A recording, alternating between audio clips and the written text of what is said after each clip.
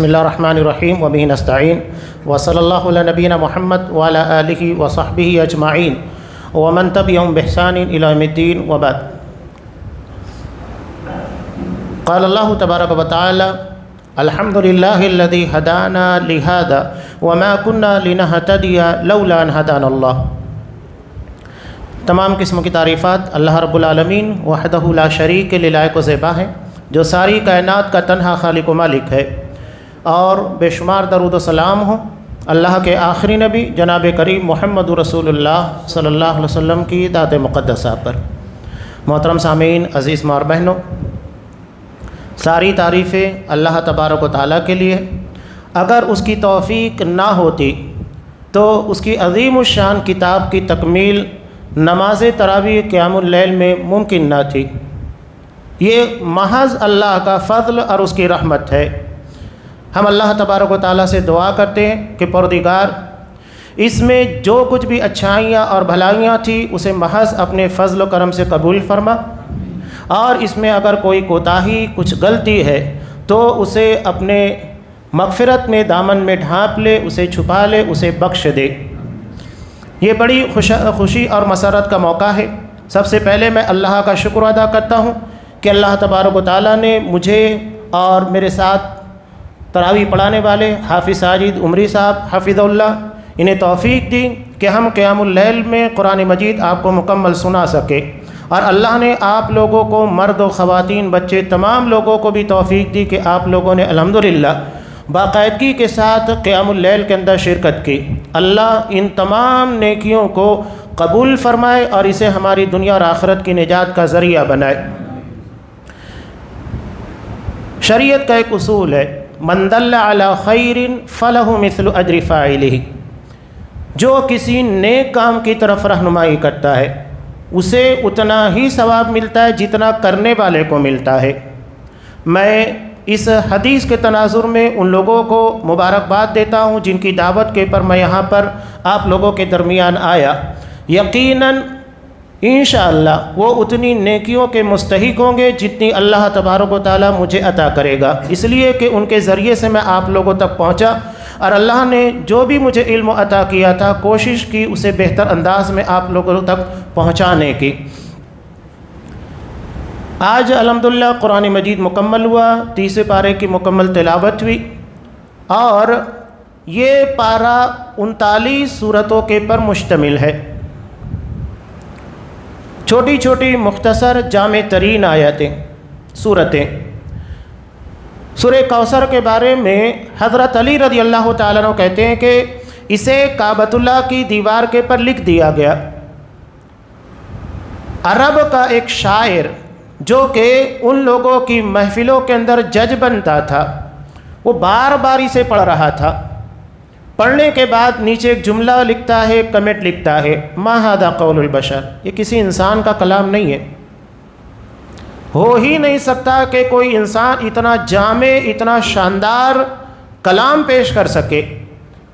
یہ جامعیت اور معنویت، فصاحت و بلاغت سے بھرا ہوا کلام ہے۔ اس میں بہت ساری صورتیں، زیادہ تر قرآن مجید اور قیامت کے تعلق سے، اور اس کے علاوہ چھوٹی چھوٹی صورتوں میں بالخصوص عرب جو کہ اہل زبان تھے ان لوگوں کو خطاب کیا گیا، مختلف انداز میں توحید کی دعوت دی گئی اور بہت ساری چیزوں کو پیش کیا گیا۔ کچھ صورتیں ایسی ہیں جس میں استقامت کا تذکرہ ہے، جیسے سورۃ البروج، جس میں 70,000 لوگوں کو محض ایمان لانے کی پاداش میں جلتی ہوئی آگ میں کودنے پر مجبور کیا گیا۔ کچھ صورتوں میں شکر ادا کرنے کی توفیق دی گئی، جیسا کہ سورہ عادیات ہے۔ بہت پیارے انداز میں اللہ نے اس سورہ کے اندر انسان کو سمجھایا ہے۔ اللہ نے گھوڑے کی قسم کھائی، والعادیات ضبحا، تیز رفتار گھوڑوں کی قسم، ٹاپوں سے چنگاریاں اڑانے والے، صبح کے وقت حملہ کرنے والے، دھول اڑانے والے، دشمنوں کے نرگے میں گھس جانے والے۔ 5 آیتیں گھوڑوں کے متعلق۔ اس کے بعد فوراً اللہ کہتا ہے کہ ان الانسان لربہ لکنود، انسان اپنے رب کا بڑا ناشکرا ہے۔ ایک عام انسان سوچے گا کہ اچانک گھوڑوں کا تذکرہ ہونے کے بعد یہ انسان کی ناشکری کا تذکرہ کہاں سے آیا؟ یہی تو اس کلام کی خاصیت ہے۔ ایک گھوڑا جسے انسان پالتا ہے، اگر کہیں مفت میں گھاس مل گئی چرنے کے لیے چھوڑ دیا، ورنہ چنا یا کچھ اور چیز دیتا ہے۔ اتنی تھوڑی سی غذا کے بدلے میں وہ کتنی سروس دیتا ہے۔ اگر چلچلاتی ہوئی دھوپ ہے، مالک ایک اشارہ کرے گا فوراً کھڑا ہو جاتا ہے۔ اس کے اپنے دوڑنے کی رفتار اس کی وجہ سے ہیٹ ہوتی ہے، مالک بیٹھا ہوا ہے، ٹاپوں سے چنگاریاں اڑ رہی ہیں، برابر لے کر دوڑتا ہے۔ سخت ترین سردی کی رات ہے، مالک ایک اشارہ کرتا ہے، وہ اڑ جاتا ہے، فوراً اپنے مالک کو اپنی پیٹھ کے پر لاتا ہے، چلنا شروع کرتا ہے۔ وہ یہ نہیں دیکھتا کہ ابھی آرام کا وقت ہے، ابھی کھانے کا وقت ہے، صرف مالک کا اشارہ دیکھتا ہے۔ بارش ساری چیز نہیں۔ جب دشمنوں سے مقابلہ ہوتا ہے تو مالک کے مقابلے میں اس کی گردن خطرات کی زد میں زیادہ ہوتی ہے۔ ایک گھوڑا تھوڑی سی غذا کے بدلے میں اتنا اپنے مالک کی فرما برداری، اپنی جان داؤں پر لگا دیتا ہے۔ اللہ نے تو ہمیں بے شمار نعمتوں سے نوازا ہے، ہم اپنے مالک کی کتنی خدمت کرتے ہیں، کتنا شکر بجا لاتے ہیں۔ وہی چیز اللہ بتا رہا ہے، اللہ نے ایک مخلوق کو تمہارے تابع کر دیا تو اس سے اتنا فائدہ اٹھاتے ہو تھوڑی سی چیز کے بدلے میں، اور اللہ نے ہمیں ان گنت نعمتیں عطا کی، اس کے بدلے میں ہم کیا شکر ادا کر رہے ہیں۔ اس میں قرآن مجید سے متعلق سورہ قدر ہے کہ لیلۃ القدر میں قرآن مجید کا نزول ہوا، مکمل سورہ، اس کی اہمیت بتائی گئی ہے۔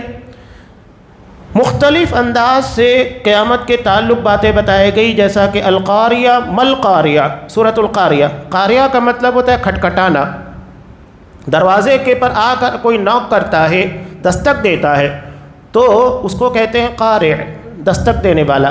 قاریہ دستک دینے والی یعنی قیامت، یعنی قیامت اتنی قریب ہے کہ ہمارے دروازوں پر دستک دے رہی ہے۔ کب کس کے پر موت طاری ہو جائے، قیامت آ جائے، نہیں کہا جا سکتا، یہی بتانا مقصود ہے۔ اتنی قریب ہے قیامت، اللہ کے رسول نے کہا کہ تم میں سے کسی کے جوتے کے تسمے سے بھی قریب ہے۔ کب کس کی موت واقع ہو جائے کچھ نہیں کہا جا سکتا۔ تو یہ چھوٹی چھوٹی مختصر ترین صورتیں قل واللہ احد سورہ اخلاص ہے، جسے نبی کریم صلی اللہ علیہ وسلم نے 1/3 قرآن مجید کے برابر قرار دیا، اس لیے کہ اس میں توحید کو بیان کیا گیا، اللہ کا انٹروڈکشن ہے، اللہ کا تعارف ہے۔ اس بنیاد کے پر اس سورے کو اتنی اہمیت۔ سورہ فلق، سورہ ناس، یہ دونوں صورتیں اگر ہمارے پر کوئی آفت، مصیبت، بلا، شیطانی آثار ہوتے ہیں، ہتھ کنڈے ہوتے ہیں، جادو ہے، ان تمام چیزوں کے توڑ کے لیے نازل کی گئی۔ میں چاہتا ہوں کہ ایک سورۃ العصر، اس کی انتہائی اختصار کے ساتھ تفسیر آپ کے سامنے رکھوں، کیونکہ سلف کا طریقہ تھا کہ جدا ہوتے وقت تو اس سورے کو ایک دوسرے کو سنایا کرتے تھے۔ اس سورے کے تعلق سے حضرت امام شافعی رحمۃ اللہ علیہ کہتے ہیں کہ اگر اللہ تعالیٰ اسی ایک سورے کو نازل کر دیتا تو یہ انسانیت کی ہدایت کے لیے کافی تھی۔ اللہ نے قسم کھائی، والعصر، قسم ہے زمانے کی، وقت، بیتا ہوا وقت تو کبھی واپس نہیں آتا۔ ہم ٹائم پاس سوچتے ہیں، وقت تو کیسے بیتا ہے، اتنا قیمتی ہے کہ زندگی کا ایک لمحہ کبھی لوٹا نہیں سکتے۔ عصر کا مطلب زمانہ ہوتا ہے، وقت ہوتا ہے، اس کی اہمیت بتائی گئی، لیکن ہم انتہائی ناقدری کر رہے۔ لیلۃ القدر جیسی رات کی قدر ہمارے یہاں پر نہیں ہے، اس سے بڑھ کر ناقدری کیا ہو سکتی ہے۔ انسان کی زندگی کے پر 3 زمانے ہوتے ہیں، ایک ماضی جو بیت گیا، ایک حال جس کے پر کوئی اختیار نہیں، یہ الفاظ زبان سے نکلتے ہیں حال میں اور فوری طور پر ماضی میں تبدیل ہو جاتے ہیں، مستقبل اندھیروں میں چھپا ہے، کوئی نہیں جانتا کل کیا ہوگا، کس کے ساتھ کیا ہونے والا ہے، کوئی نہیں جانتا ہے، اندھیروں میں چھپا ہوا۔ انسان کتنا بے بس ہے، ماضی کا ایک لمحہ لوٹا نہیں سکتا، حال کے پر اسے قدرت نہیں ہے اور مستقبل کے بارے میں جانتا نہیں، کتنا بے بس انسان۔ اس کے بعد یہ تکبر، گھمنڈ، غرور کیا معنی رکھتا ہے، کوئی اختیار، کوئی قدرت نہیں، اور اس کے بعد دیکھیں کہ زندگی کے اندر کس قدر تکبر بھرا ہوا ہے۔ عصر کا ایک مطلب ہوتا ہے نچوڑنا، جیسا کہ موسمبی ہے، گنا ہے، پھلوں کے رس نکالے جاتے ہیں، نچوڑے جاتے ہیں۔ ایک مرتبہ اگر موسمبی کے رس کو نکال لیا گیا، دنیا کی کوئی طاقت کبھی اسے اس کے مقام پر نہیں لوٹا سکتی۔ بتانے کا مقصد یہی ہے کہ ایک مرتبہ ہماری زندگی کا جو لمحہ بیت گیا وہ کبھی نہیں آئے گا، وہ نچوڑا جا چکا ہے۔ عصر کا ایک مطلب نماز عصر ہوتا ہے جس کے بعد مغرب ہوتی ہے، یعنی اب دن ختم ہو رہا ہے، اور ایسے بھی امت محمدیہ کو جو وقت ملا ہے وہ عصر سے مغرب کے برابر کا ہی ہے، وقت کم دیا گیا ہے، اس لیے ہمیں اس کی قدر سب سے زیادہ کرنا چاہیے۔ سلف میں سے ایک شخص کہتے ہیں کہ مجھے سورہ عصر کی تفسیر ایک برف کے بیچنے والے سے سمجھ میں آئی۔ وہ بازار میں اپنا برف بیچتے ہوئے کہہ رہا تھا میرا برف خرید لو ورنہ پانی بن جائے گا۔ تو مجھے سورہ عصر کی تفسیر سمجھ میں آئی کہ اس برف کی طرح ہماری زندگی بھی پگھل رہی ہے، اگر ہم نے صحیح وقت کے پر اس کا فائدہ نہیں اٹھایا پانی بن جائے گی، بے حیثیت بے قیمت ہو جائے گی۔ تو اپنی زندگی کے اوقات کو نیکیوں میں، اچھے اعمال میں، آخرت کی تیاری میں لگائیے۔ یہ سورۃ العصر ہے۔ مولانا ابوالکلام آزاد رحمۃ اللہ علیہ اپنی زندگی کا ایک واقعہ نقل کرتے ہیں کہ وہ ایک برتھ ڈے کی پارٹی میں گئے۔ شرعی اعتبار سے برتھ ڈے کی پارٹی نہ منانا جائز ہے نہ جانا جائز ہے، اس واقعے کے اندر جو چیز بتانا ہے وہ مقصود ہے۔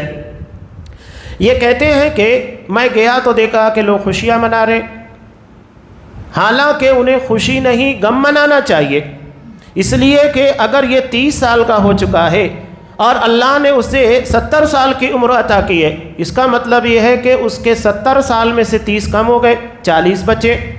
اگر ایک شخص کو آپ نے 100 روپے دیے، اس میں سے اس نے 50 یا 60 روپے خرچ کر دیا، تو اس کے پر خوشی منانا چاہیے کہ غم افسوس کہ اتنا پیسہ ضائع ہو چکا ہے، ختم ہو چکا ہے۔ تو ہماری زندگی بھی دراصل بیت رہی ہے، ختم ہو رہی ہے، کوئی بڑا نہیں ہوتا ہے، ہر کوئی گھٹتا ہے۔ اللہ نے جتنی زندگی ہم کو عطا کی ہے اس میں سے کمی واقع ہوتی جا رہی ہے، ہر کوئی موت کے قریب جا رہا ہے، کوئی زندگی سے نہیں بھاگ رہا ہے بلکہ موت کے قریب جا رہا ہے، ہر لمحہ ہمیں اپنی موت کے قریب لے کر جاتا ہے، تو ہمیں بہت قدر کرنی چاہیے۔ قرآن نے کہا ان الانسان لفی خسر، پورے کے پورے انسان خسارے میں، سوائے 4 صفات کے اپنانے والے: ایمان، عمل صالح، آپس میں ایک دوسرے کو حق بات کی وصیت کرنا اور ایک دوسرے کو صبر کی تلقین کرنا۔ ایمان کا مطلب اپنے عقیدہ جو اللہ کی وحدانیت اور جیسا کہ ہونا چاہیے بہت تفصیل ہے، جس کے اوپر پورا قرآن مجید نازل ہوا، اللہ کو اس کی ذات، اس کی صفات، اس کی عبادات کے اندر اکیلا ماننا، کہیں کسی قسم کا شرک نہیں ہونا چاہیے، ورنہ اللہ کے یہاں بخشش بالکل نہیں ہے، نہیں بخشے گا۔ عمل صالح، اس کی بالکل آسان تعریف، حکم اللہ کا، طریقہ رسول اللہ کا۔ مولانا مختار ندوی رحمہ اللہ اس کی تعریف اسی انداز میں بیان کیا کرتے تھے، حکم اللہ کا، طریقہ رسول اللہ کا، اللہ کے حکم کو نبی کے طریقے کے مطابق بجا لانا، یہی عمل صالح ہے۔ اس کے بعد قرآن نے کہا تواصی بالحق، آپس میں ایک دوسرے کو حق کی وصیت کرنا۔ ایک سچائی، ایک حقیقت ہمیں سمجھ میں آ گئی، اس کا مطلب یہ نہیں کہ ہم خاموش بیٹھے، بس اپنی ذات تک دین کو محدود رکھے، ہم یہ نہ سمجھے کہ جنت بہت محدود ہے، وہ بہت وسیع ہے، یہ نہ سمجھے کہ اللہ اگر دوسروں کو بھی ہمارے ذریعے ہدایت دے دے تو جنت میں وہ بھی چلا جائے گا تو کہیں جگہ کم نہ پڑ جائے، نہیں، وہ بہت وسیع ہے۔ آخری جنتی کو دنیا کے 10 پٹ جگہ عطا کی جائے گی، اب اس سے اندازہ لگائیے کہ اس کے بعد بھی جنت خالی ہوگی، ایک نئی مخلوق کو اللہ پیدا کر کے اس کے بعد جنت کو آباد کرے گا، بسائے گا۔ تو اللہ بہت عطا کرنے والا ہے، وسیع ہے، بہت زیادہ عطا کرنے والا۔ تیسری اور اس کے بعد چوتھی اہم صفت ہے آپس میں ایک دوسرے کو صبر کی تلقین کرنا۔ جو حالات ابھی ملک کے پر ہیں بلکہ اہل ایمان کے پر یہ دور ہمیشہ آتے رہتا ہے، صبر آزما، کہیں ہماری جان، کہیں مال، کہیں عزت و ناموس کے پر حملے ہوتے ہیں، کہیں ہمارے دین کے پر حملے کیے جاتے ہیں، یہ سب ہمارے سامنے ہو رہا ہے۔ نبی کریم صلی اللہ علیہ وسلم نے کہا کہ ایک زمانہ ایسا آئے گا کہ دین کے پر عمل کرنا اپنے ہاتھ میں انگارہ لینے کی مانند ہوگا، اتنا مشکل ہوتا جائے گا، اور آپ دیکھیے دھیرے دھیرے حالات کو تنگ کیا جا رہا ہے، مشکل بنانے کی کوشش کی جا رہی ہے۔ تو یہ سورۃ العصر ہے، اس کا پیغام ہے کہ ہم وقت کی قدر کریں اور 4 صفات سے اپنے آپ کو مزین کریں: ایمان، عمل صالح، آپس میں ایک دوسرے کو حق کی وصیت کرنا اور ایک دوسرے کو صبر کی تلقین کرنا۔ انشاءاللہ یہ ہماری دنیا اور آخرت دونوں کے لیے انتہائی اہم ہے۔ اگر ہم صبر کر لے جاتے تو بہت سارے معاملات یوں ہی حل ہو جاتے۔ ساس بہو کی زندگی کے اندر بھی وہی معاملہ کہ اگر ساس کی طرف سے کچھ تکلیف ہے، بہو تھوڑا صبر کر لے، بہو کی طرف سے کچھ تکلیف ہے، ساس تھوڑا صبر کر لے، تو تنازعات بڑھتے نہیں ہیں۔ بھائی بھائی کے درمیان، گھر کے اندر ہوتا ہے۔ اگر ایک فرد تھوڑا سا صبر کر لے تو بات بگڑنے کے بجائے بن جاتی ہے، لیکن اگر بے صبری کا مظاہرہ کیا گیا تو نتیجہ یہ ہوتا ہے کہ مزید اختلافات، مزید تنازعات پیدا ہوتے ہیں۔ صبر بہت اہم چیز ہے۔ دین کے پر جمے رہنا، مشکلات کا مقابلہ کرتے رہنا اور جو تکالیف آ رہی ہیں اس کے باوجود بھی دین کے مطابق چلتے رہنا، یہ بہت اہم چیز ہے۔ میں اللہ تبارک و تعالیٰ کا ایک مرتبہ پھر سے شکریہ ادا کرتا ہوں، اور تمام ہی لوگوں کا، مرد اور خواتین جن لوگوں نے قیام اللیل اور رمضان المبارک میں دروس سے فائدہ اٹھایا، اللہ تبارک و تعالیٰ ہمیں نیک ہدایت دے۔ اللہ تبارک و تعالیٰ سے دعا کرتا ہوں ہمارے بزرگوں کے لیے، اللہ ان لوگوں کو صحت دے، سلامتی دے، ان کی عمر میں برکت دے، اور نوجوانوں کے لیے کہ اللہ ان نوجوان خون کو جو ہماری جماعت کا سرمایہ ہے، جماعت کی ریڑھ کی ہڈی ہے، اللہ ان کے اخلاق، ان کے کردار، ان کے ایمان، ہر چیز کو سلامت رکھ، ان کی جوانی کو بے داغ بنا، اور ان لوگوں کو انبیائی مشن کے لیے چن لے، اس لیے کہ جوان بہت اہم ہوتے ہیں۔ ہمارے بچوں کو اللہ تبارک و تعالیٰ دین کی صحیح تعلیم دے، اور دین کی تعلیم کے ساتھ دینی تربیت کا ماحول عنایت فرما، اور جو لوگ بھی کسی بھی طریقے سے کوئی بھی کار خیر کی ہو، خدمات انجام دی ہو، میں تمام لوگوں کا خصوصی، عمومی، ہر طریقے سے شکریہ ادا کرتا ہوں۔ اللہ تبارک و تعالیٰ آپ کے جان، مال، عزت و ناموس، ہر چیز کی حفاظت فرمائے، آپ کے دین کو سلامت رکھے۔ اللہ ہمیں صحت دے، جو بیمار ہیں انہیں شفائے کاملہ عطا فرمائے۔ میں ایسے موقع پر خاص طور سے اپنے مرحوم والدین کے لیے مغفرت کی دعا کرتا ہوں، جن کی کوششوں اور کاوشوں کی بنیاد پر میں آج اس مقام تک پہنچا ہوں۔ اللہ تبارک و تعالیٰ ان کی قبروں کو روضۃ من ریاض الجنہ بنائے، اور جن کے والدین بھی دنیا سے جا چکے ہیں، پروردگار ہر کسی کے والدین کی قبر کو روضۃ من ریاض الجنہ بنائے، ان کی قبر کو کشادہ کرے، نور سے بھر دے، ان کے گناہوں کو نیکیوں میں تبدیل کر دے، قبر کے فتنے، قبر کے عذاب سے محفوظ رکھے۔ جن کے والدین زندہ ہیں، سلامت ہے، اللہ ایسے بچوں کو توفیق دے کہ وہ اپنے ماں باپ کے ساتھ حسن سلوک کریں اور ان کی بہتر سے بہتر خدمت کریں۔ جس طرح قرآن مجید نے ان کے تعلق سے نرمی برتنے کا حکم دیا ہے، پروردگار اس طرح نرمی کی توفیق دے۔ پروردگار ہمیں ایمان کے پر سلامت رکھ، اور ہماری زندگی کا خاتمہ ایمان کے پر فرما۔ آمین۔ وآخر دعوانا ان الحمد للہ رب العالمین۔